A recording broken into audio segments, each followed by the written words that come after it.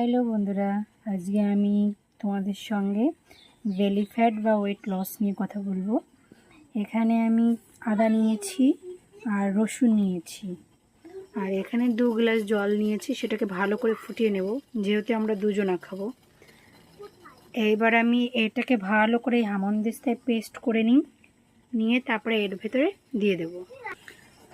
আমার জলটা গরম হয়ে গেছে, এই যে নামিয়ে নিয়েছি। আর এখানে এই যে পেস্ট করে নিয়েছি, আর এই যে লেবুটা কেটে নিয়েছি।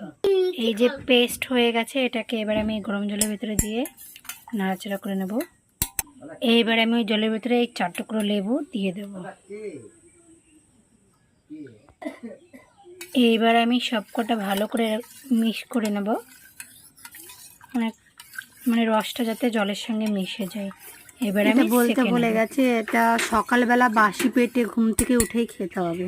এটাকে না একটু ভালো করে মিক্স করতে হবে।